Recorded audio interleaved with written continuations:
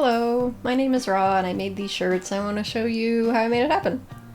I purchased the blanks on ShirtSpace, as well as the design that I would be transferring onto the shirts.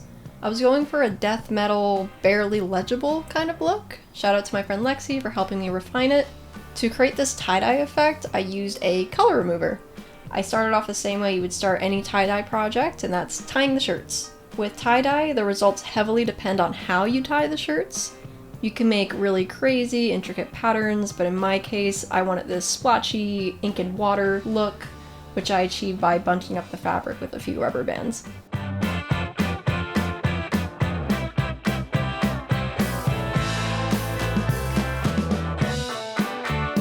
This stuff is the secret sauce! I purchased it at Ace Hardware. It was fairly inexpensive and one bottle was more than enough to get the job done.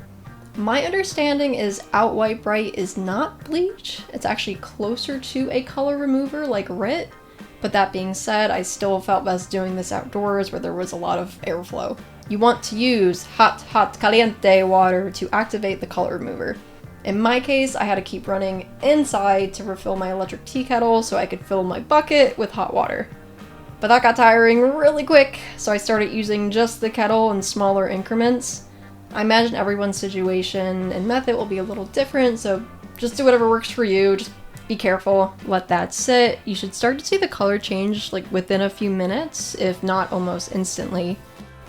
As a side note, these shirts are 100% cotton, which makes them pretty easy to work with. If you're working with a material like polyester is basically plastic. So it can be really difficult, if not impossible, to remove the color from. If your material is a blend of both cotton and polyester, it should work as long as the cotton is like the higher percentage in that blend. When you feel good about what you're seeing, dunk your shirts into cold water to stop the color removing process. This part is a necessary evil. I'm rinsing out the excess dye with cold water, and I must have been there for an hour because I had to rinse out 30 shirts. It was my least favorite part of the entire process because my back was pretty stiff at the end, but again, necessary evil. I still put them through a washer after this because I wanted to make sure I was removing any excess dye and any residue that I missed.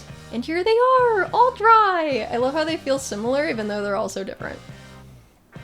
Now it's time to add the design. I chose the direct to fabric method, also known as DTF, which is almost like putting a big sticker on your shirt. It does require heat.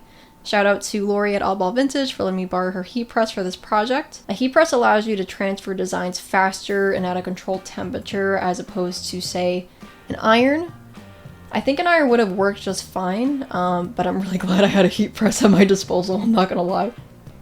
I pressed the shirts 3 times. Once to prep the shirt, the second time to transfer the design, and the last press helps remove any texture on the design and really flatten it out and seal it to the shirt.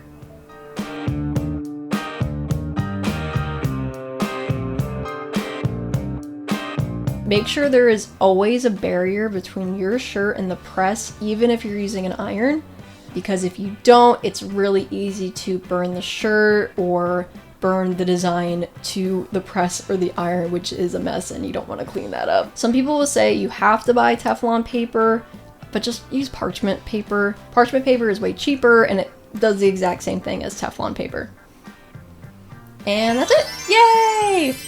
I'm really happy with the outcome. I will say this is not a bestseller at events. I made these last July and I still have some left, but the people who do choose this shirt, they really dig it. So that makes me feel like my hard work paid off. Plus, I just love adding that handmade touch wherever I can. It feels special. In the future, I'd love to do this again and try adding color back into the shirt after removing it, so it's like double tie-dyed with different colors, if that makes sense. It looks cool in my head. Anyway, that's all I have for now. If you have any questions, I'm happy to answer them. Again, that's it. Bye!